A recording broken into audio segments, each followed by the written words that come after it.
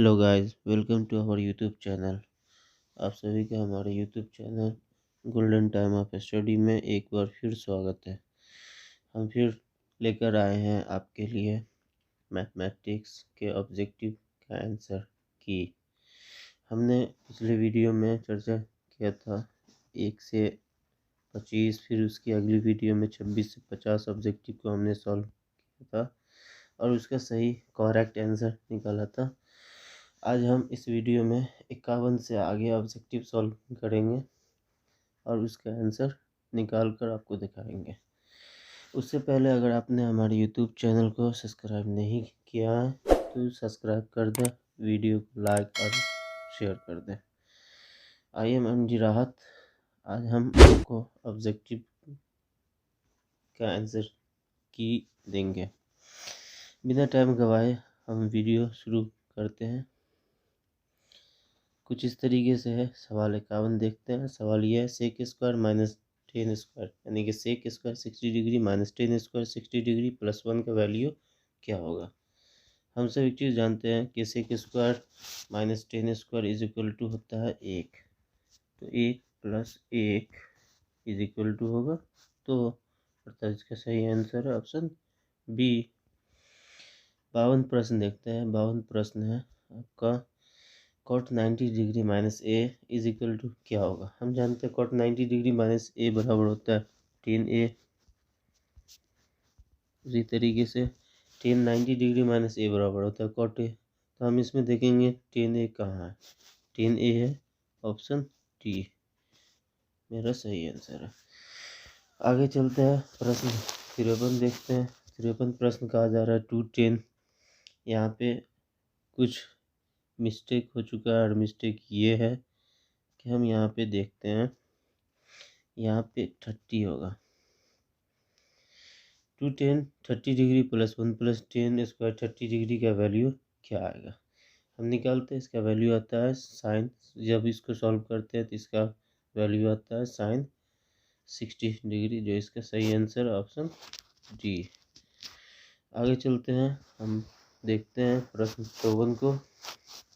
54 कहा जा रहा है एक 6 मीटर ऊंचे खंबे की छाया हाइट एंड डिस्टेंस से सवाल है। 6 मीटर ऊंचे खंबे की छाया पृथ्वी पर इतना मीटर 2√3 मीटर लंबी है, तो सूर्य का उन्नयन कोण क्या होगा।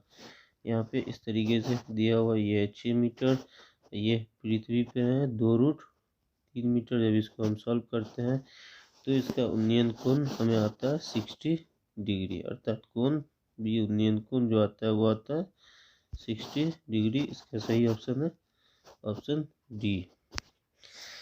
आगे चलते हैं। प्रश्न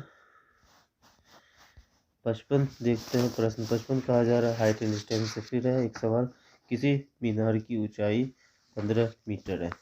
मीनार की ऊंचाई जो हमें दिया हुआ है वह 15 मीटर, जबकि सूर्य का उन्नयन कोण 60 डिग्री है। तो मीनार की छाया की लंबाई ज्ञात करना है, यानी कि उसकी छाया जो पृथ्वी पर पड़ रही है वो किस तरीके का। हम एक फिगर ड्रॉ कर लेंगे इस तरीके से। यहाँ पे ऊंचाई दे दिया है 15 मीटर। मीनार की ऊंचाई होगा, अगर नामांकन करते हैं ABC से, ऊंचाई होगा 15 मीटर, सूर्य का उन्नयन कोण 60 डिग्री है, छाया की लंबाई अर्थात BC हमें बताना है। जब इसको सॉल्व करते हैं तो इसका सही आंसर हमें आता है 5√3, अर्थात ऑप्शन सी इसका सही आंसर है। आगे चलते हैं। प्रश्न को देखते हैं। प्रश्न 56 कह रहा है निर्देशांक अक्षों के प्रतिच्छेदन बिंदु को कहा जाता है। निर्देशांक अक्षों के प्रतिच्छेदन बिंदु को कहा जाता है। निर्देशांक अक्ष इस तरीके का होता है, इसका प्रतिच्छेदन बिंदु ये होता है। इस प्रतिच्छेदन बिंदु को क्या कहा जाता है, इसको कहा जाता है मूल बिंदु, जो ऑप्शन सी इसका सही आंसर है। आगे चलते हैं। प्रश्न 57 है। कहा जा रहा है बिंदु -6, -8 किस पाद में स्थित है। हम एक चीज़ जानते हैं कि इस तरीके से ये होता है पहला पद, ये होता है दूसरा पाद, ये होता है तीसरा, ये होता है चौथा। पहला पाद होता है प्लस प्लस, द्वितीय पाद होता है माइनस प्लस, और तृतीय पाद जो होता है वो होता है माइनस माइनस, और चतुर्थ पाद होता है प्लस माइनस। अब हम एक चीज़ देखेंगे के दोनों संख्या माइनस में, अर्थात तृतीय पद ऑप्शन सी इसका सही आंसर है। आगे चलते हैं, प्रश्न देखते हैं। प्रश्न 58 कहा जा रहा है, मूल बिंदु से बिंदु P sine theta comma cos theta के बीच की दूरी क्या होगी। अगर हम मूल बिंदु लेते हैं तो मूल बिंदु हमारा होगा 0, अब इससे हम इसकी दूरी निकालते हैं। दूरी सूत्र से दूरी सूत्र जो होता है वो होता है x2 माइनस x1 का whole square plus y2 minus y1 का होल स्क्वायर। इस पे जाके तोड़ते हैं तो इसकी आता है sine square theta plus cos square theta के पे में आता है अब इसको लेके जाके तोड़ते हैं, sine square plus cos square theta का वैल्यू आता है 1, अर्थात हम एक चीज़ जानते हैं, 1 का वर्गमूल भी होता है 1, अर्थात इसमें हम देखेंगे 1 कहाँ है, ये है ऑप्शन बी, अर्थात इसका सही आंसर है ऑप्शन बी। हम चलते हैं अगले प्रश्न की तरफ। अगला प्रश्न है, मूल बिंदु R दिए हुआ 1,1 और S माइनस 1, बीच की दूरी क्या होगी। फिर हम दूरी सूत्र से इसकी दूरी ज्ञात करेंगे। दूरी सूत्र होता है x2 माइनस x1 का whole square plus y2 minus y1 का होल स्क्वायर पे तोड़ेंगे। तो इसको हम सॉल्व करेंगे, x2 माइनस x1 का होल स्क्वायर कहा जाएगा, x2 है यहाँ पे -1, x1 है -1 का whole square plus y2 minus y1 का होल स्क्वायर 5 माइनस 1 का होल स्क्वायर। इसको हम सॉल्व करते ही आता है -2 का होल स्क्वायर, ये होता है +4 का होल स्क्वायर। अब यहाँ पे हम इसको बनाते हैं, ये आता है -2 यानी कि 4 और 4 का वर्गमूल होता है 16, अर्थात 16×4 20 का फैक्टराइज तोड़ते हैं 5 चौका 20 यानी कि 2√5 इसका सही आंसर आता है। और इसका दूरी निकालने के बाद इसका आंसर है 2√5, अर्थात ऑप्शन सी इसका सही आंसर है।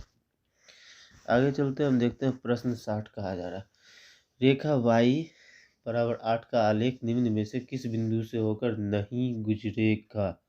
कौन बिंदु है जिसमें से ये होकर नहीं गुजरेगा।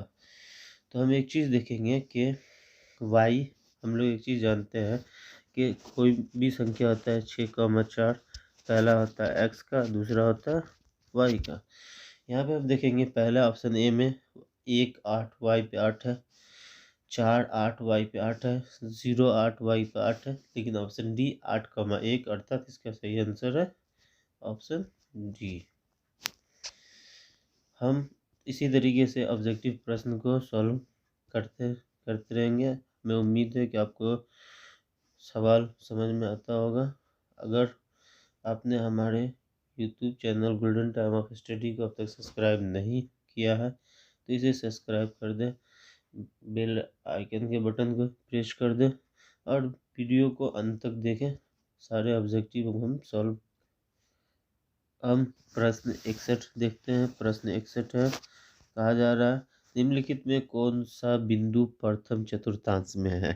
कौन सा बिंदु, हम जानते हैं प्रथम चतुर्थांश में जो होता है वह होता है प्लस प्लस प्लस। प्रथम चतुर्थांश, अब कौन सी संख्या है जो इसमें प्लस और प्लस के रूप में आता है, वह है ऑप्शन ए, अर्थात ए प्रथम चतुर्थांश में 10,4। देखते हैं आगे 62, ए बराबर 5,6, तो y अक्ष के लंबवत दूरी क्या होगी। इसमें हमें y अक्ष का लंबवत दूरी निकालना है। y अक्ष का लंबवत दूरी क्या होगा।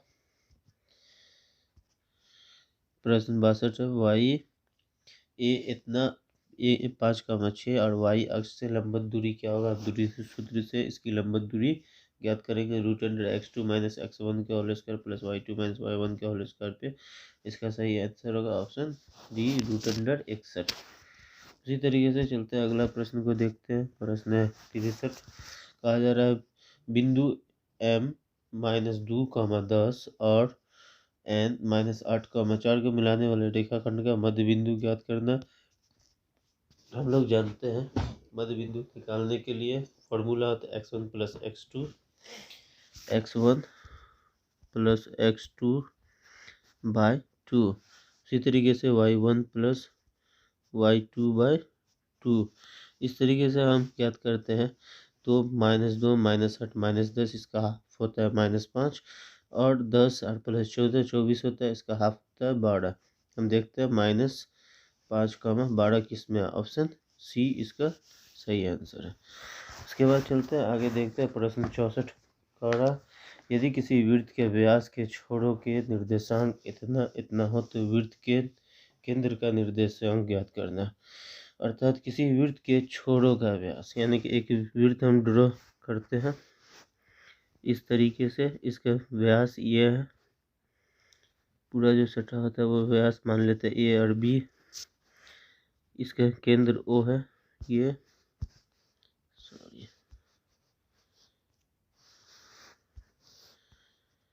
इसका केंद्र है ये,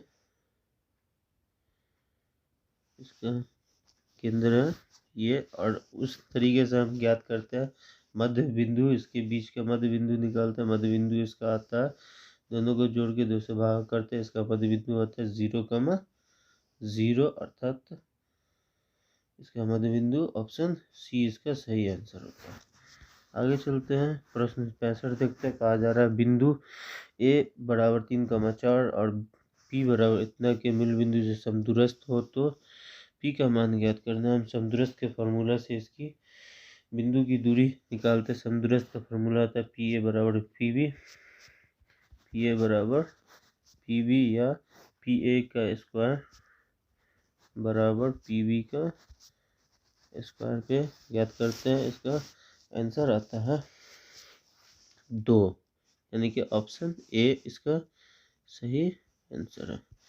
आगे चलते हैं हम, प्रश्न 66 देखते हैं। प्रश्न 66 कहा जा रहा है, ये भी प्रश्न दूरी सूत्र से ही है। प्रश्न 66 कहा जा रहा है कि ए 0,8 बी 6,y सी इतना बने त्रिभुज का क्षेत्रफल ज्ञात करना है। अब ऑब्जेक्टिव में दीर्घोत्तरीय शॉर्ट क्वेश्चन पूछा जा रहा है, मतलब इसका जो है सो हमें दूरी सूत्र त्रिभुज का क्षेत्रफल ज्ञात करना है। फार्मूला होता है 1/2 x1 minus x2 1/2 x1 into y2 minus y3 plus x2 y3 minus y1। इस फार्मूला पे हम y3 माइनस y1 और plus x3 y1 minus y2, इस फार्मूला पे हम त्रिभुज का क्षेत्रफल ज्ञात करते हैं। तो इसका हमें आंसर, त्रिभुज के क्षेत्र से आंसर निकल के आता है 4 वर्ग इकाई। अर्थात हम देखते हैं ऑप्शन डी इसका 4 वर्ग इकाई सही आंसर, इसका आंसर होगा ऑप्शन डी। तो चलते हैं अगले प्रश्न 67 को देखते हैं। प्रश्न 67 का हो रहा बिंदु 4,-3 तथा बी 9,7 को मिलाने वाले रेखाखंड को किस अनुपात में अंततः विभाजित करने वाली रेखाखंड y के निर्देशांक ज्ञात करना। अर्थात y अक्ष पे इसका निर्देशांक विभाजन सूत्र से फॉर्मूला होता है m1 into y2 plus m2 into y1 by m1 plus m2।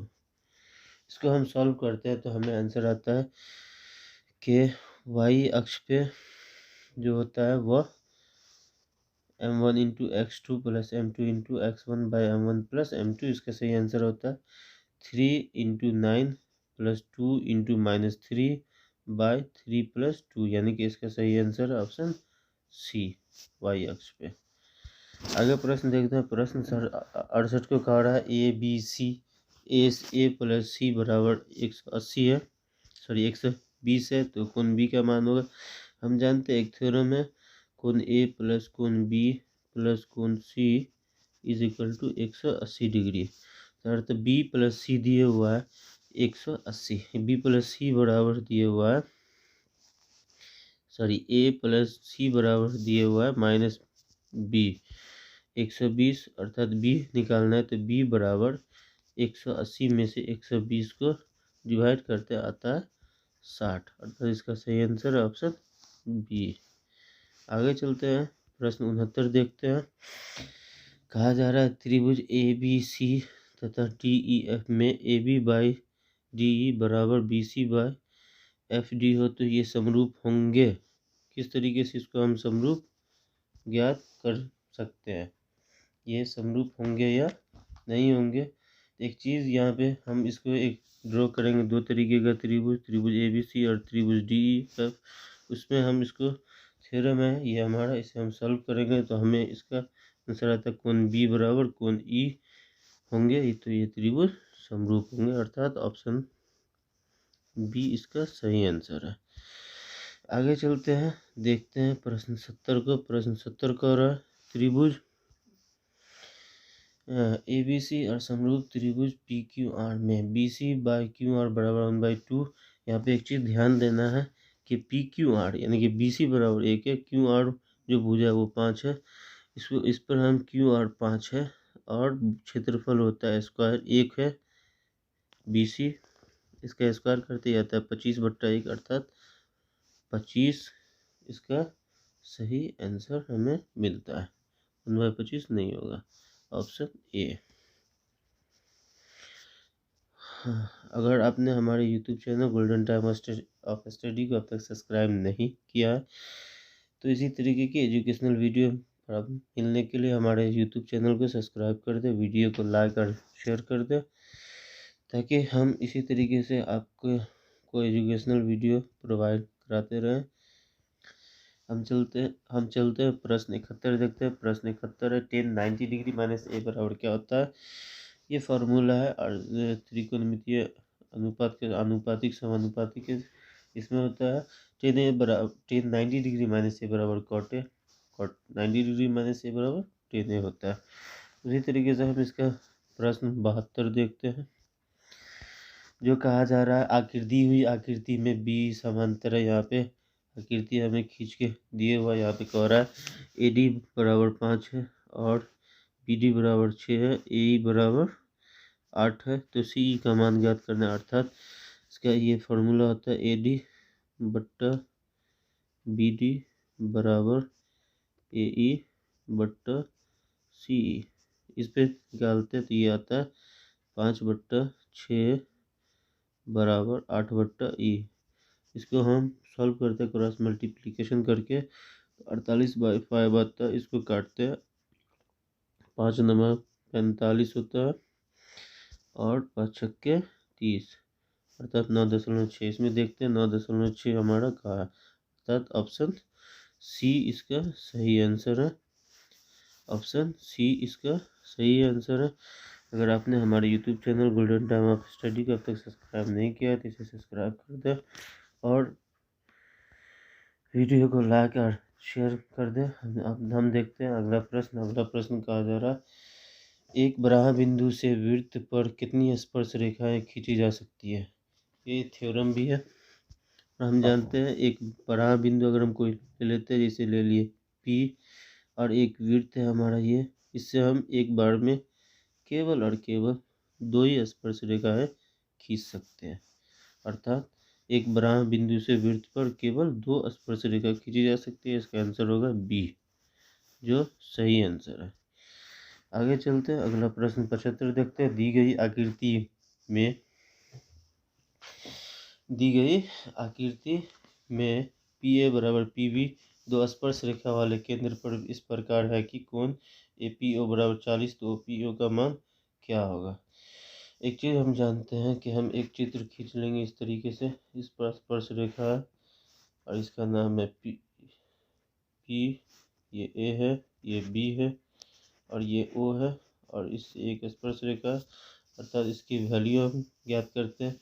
हम जानते एक त्रिभुज मिलेंगे, त्रिभुज के तीनों कोनों का योग 180 डिग्री होता है। इस तरीके से हम सॉल्व करेंगे।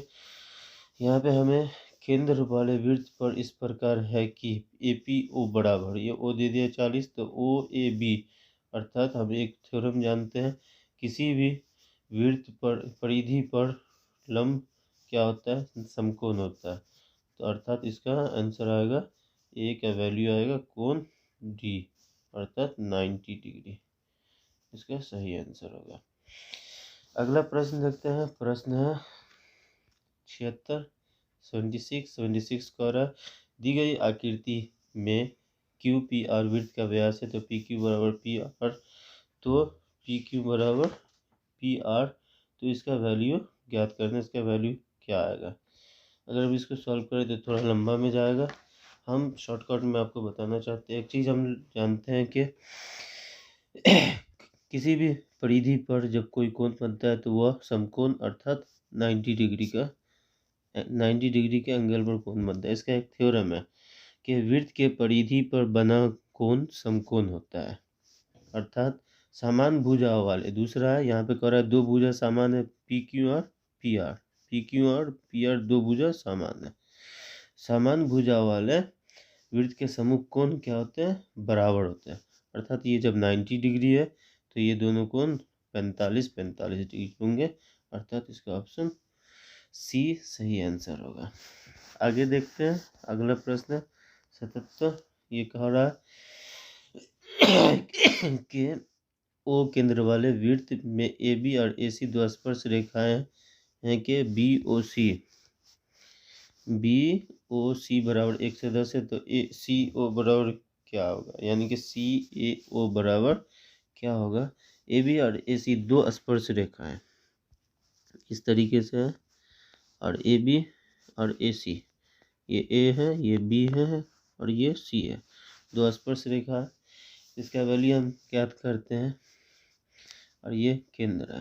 इसका वैल्यू हम निकालते हैं, हमें ऑप्शन सी अर्थात 35 डिग्री आता है, क्योंकि ओ जो है वह 110 है, अर्थात 55 किस पे घूमता है। ये 90 डिग्री है, तो 90 प्लस 55 माइनस 100 बराबर 180। 3 कोण को लेके चलते हैं, तो इसका आंसर आता है 35 डिग्री, अर्थात इसका सही आंसर है ऑप्शन सी। प्रश्न हम उम्मीद करते हैं कि आपको प्रश्न जो सॉल्व करके बताया जा रहा है समझ में आता होगा। अगर समझ में आ रहा है तो हमारे वीडियो को लाइक और शेयर कर दें, और हमारे चैनल को सब्सक्राइब कर लें, ताकि इसी तरीके की एजुकेशनल वीडियो आपको मिलती रहे। हम चलते हैं प्रश्न 78 देखते हैं। बिंदु टी से किसी वृत्त पर स्पर्श रेखा की लंबाई 12 और बिंदु केंद्र से 13 सेंटीमीटर की दूरी पे है, तो वृत्त की त्रिज्या क्या होगी। इस तरीके का इसका फिगर ड्रॉ होगा, और स्पर्श रेखा इस तरीके से खींची जाएगी, और इस पे केंद्र से दूरी दे दिया है, ये त्रिज्या होता है। इस त्रिज्या की दूरी क्या होगी, ये त्रिज्या की दूरी हमें निकाल के दिखाना है, अर्थात इसका जो आंसर आएगा वो आएगा, इसका इसी तरीके से हम दिखाएंगे। 13 का स्क्वायर माइनस 12 का स्क्वायर रूट अंडर 169 माइनस 144, इसका निकालते आता है 5, यानी कि ऑप्शन डी इसका सही आंसर है। आगे देखते हैं प्रश्न 79 देखते हैं। दी गई आकृति में ओ वृत्त वाला केंद्र तथा क्यू पी आर बराबर 60 है, तो ओ क्यू आर का मान क्या होगा। ओ क्यू आर का मान हमें ज्ञात करना, अर्थात ओ क्यू आर का मान इसमें से क्या होगा। इसको हम सॉल्व करेंगे, सॉल्व करके देखेंगे, इसका आंसर आएगा ऑप्शन ए अर्थात 60 डिग्री। इसका सही आंसर ऑप्शन ए है। उसी तरीके से हम अगले प्रश्न को देखते हैं। यहाँ पे है आंकड़े दिया हुआ का प्रेशर ज्ञात करना, अर्थात प्रेशर बराबर हम एक फार्मूला होता है उच्च सीमा घटे निम्न सीमा। प्रेशर किसी चीज़ का भी प्रेशर निकालना हो सांख्यिकी में, तो उच्च सीमा घटे निम्न सीमा। यहाँ पर उच्च सीमा है 84 84, और निम्न सबसे छोटा, इसमें सबसे छोटा है 15। और जब इसको हम डिवाइड करते हैं, घटाते हैं, तो इसका आंसर ये घट के आता है 69। हम देखेंगे 69 इसमें कौन है, ऑप्शन ए इसका सही आंसर है। आगे देखते हैं 81 कह रहा है 1 2 3 प्लस का समांतर माध्य क्या होगा। इसी समांतर माध्य शुरू से आखिर तक को जोड़ के बाई 2, यानी कि 1 प्लस या n प्लस 1/2 माध्य, अर्थात बिचला क्या आएगा इसका। तो यहाँ पे इसका आंसर है सी n प्लस 1/2।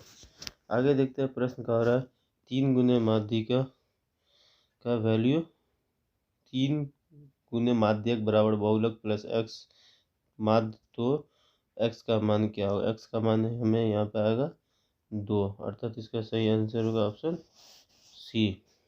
आगे चलते हैं, अगला प्रश्न देखते हैं। यहाँ पे दिए हुआ है 12, 13, 11, 14, 12, 13, 15, 11, 13 का बहुलक क्या होगा।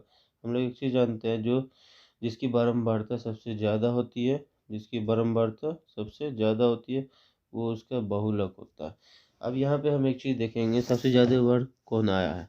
जो सबसे ज़्यादा वर्ड जो संख्या आई होती है वही उसका बहुलक होगा। अर्थात यहाँ पे 13 एक ऐसी संख्या है जो 1, 2 और 3 बार आई है, अर्थात इसका बहुलक होगा 13। ऑप्शन सी इसका सही आंसर होगा।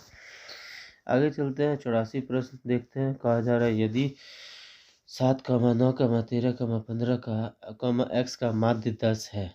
हम एक चीज़ जानते हैं, माध्य औसत विधि के द्वारा सभी संख्या को जोड़ के संख्या के अंकों से भाग करके उसका ही निकाला है। इसको हम सॉल्व कर सकते हैं। 7 + 9 + 13 + 15 + x कितना है, 1, 2, 3, 4, 5, अर्थात 1, 2, 3, 4, 5/5 = 10। x का वैल्यू ये सभी को जोड़ के उसमें से डिवाइड करेंगे तो x का वैल्यू हमें आता है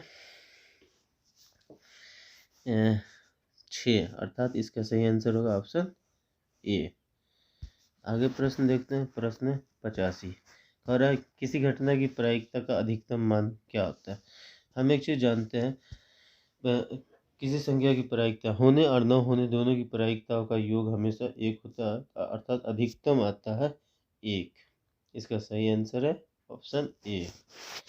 अगला प्रश्न देखते हैं, प्रश्न 86। प्रश्न 86 क्या कहा जा रहा है, अगर उससे पहले आपने हमारे YouTube channel golden time of study को सब्सक्राइब नहीं किया है तो इसे सब्सक्राइब कर दें और बेल आइकन को दबा दें, वीडियो को लाइक और शेयर कर दें इसी तरह की एजुकेशनल वीडियो।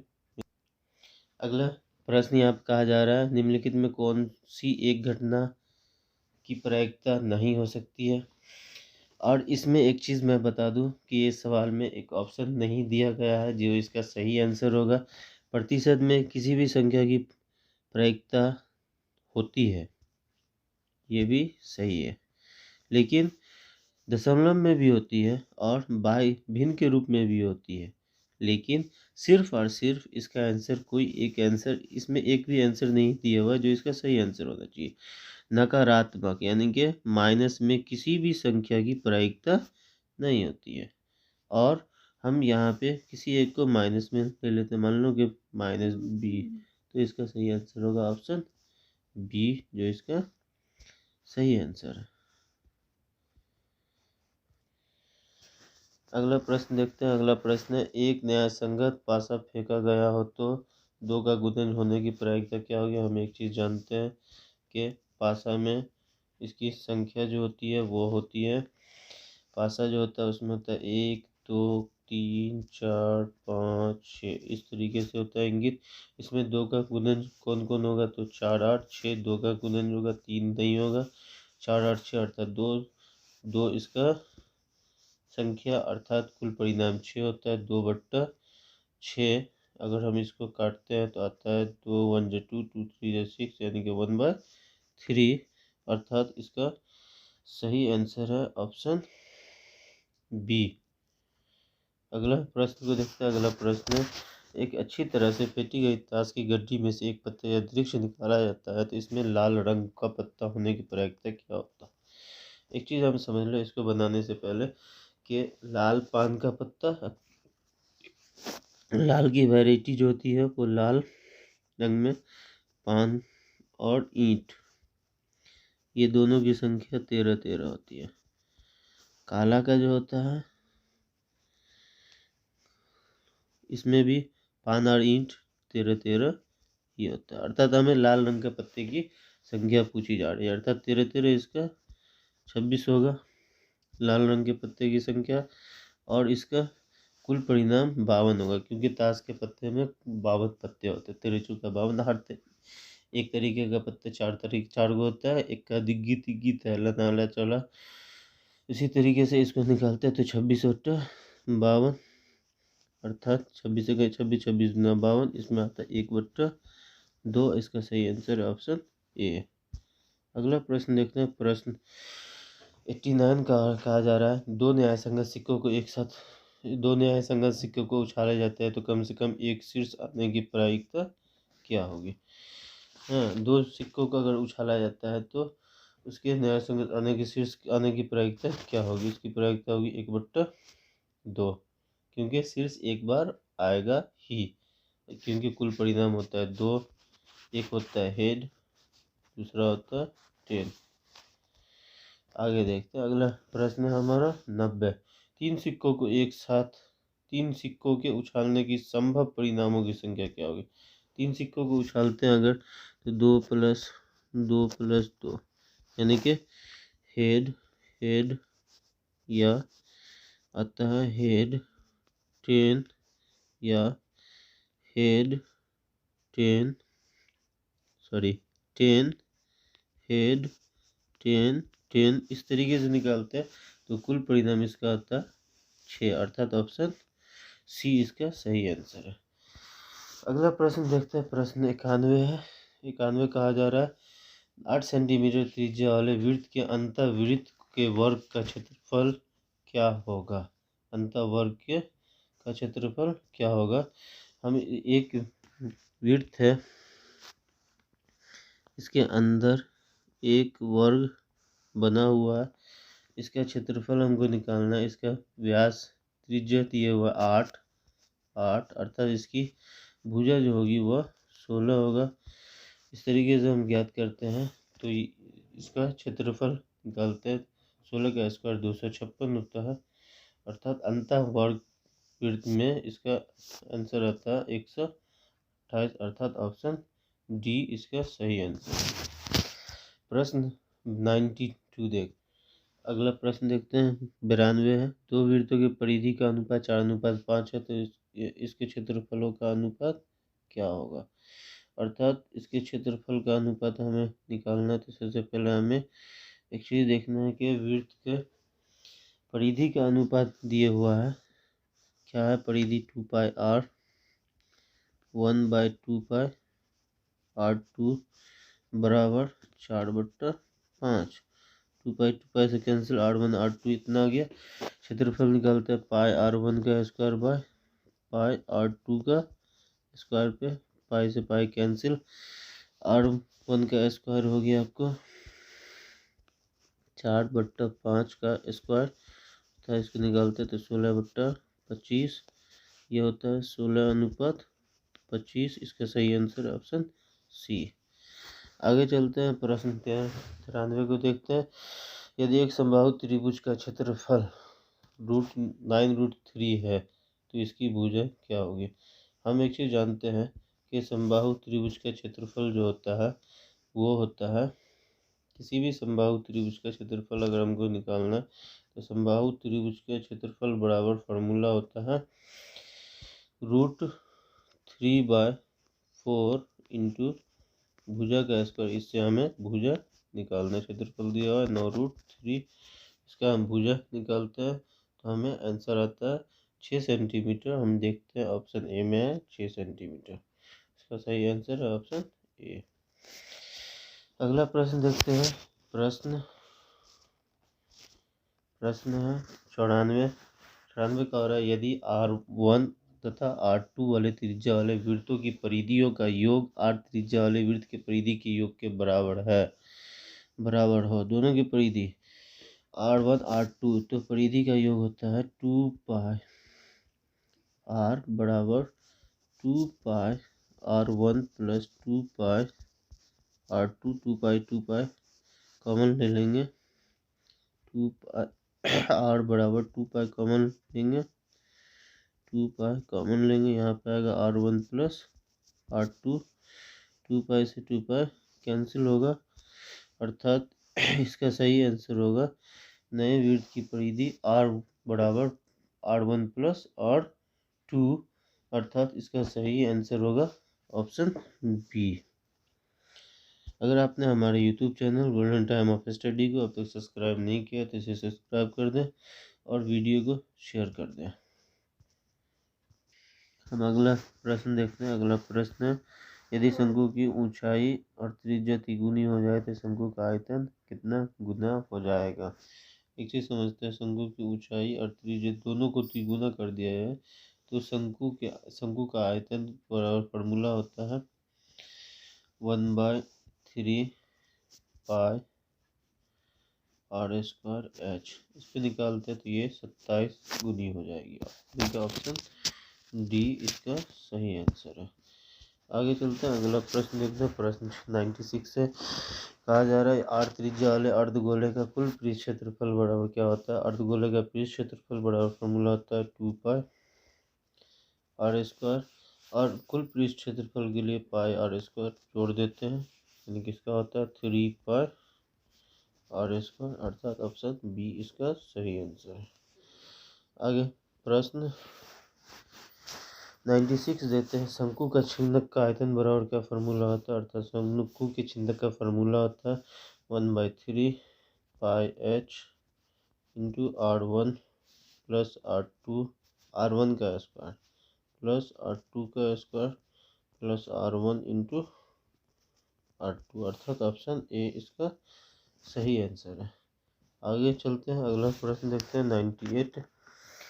प्रश्न 98 कहा जा रहा है कि उप समांतर श्रेणी का सारवंतर क्या होगा, जिसका यहाँ पे एक समीकरण हमें दिए हुआ है कि a18 - a14 बराबर 32, तो हमें डी ज्ञात करना है। अर्थात a18 को हम लिख सकते हैं a + 17d, ये होगा माइनस a14 को a + 13d बराबर 32, अर्थात a + 17d minus a minus 13d, अर्थात a से a कैंसिल बराबर 32 और 17d में से ये जो है 17d में से 13d जाएगा, 4d बचेगा, कितना बचेगा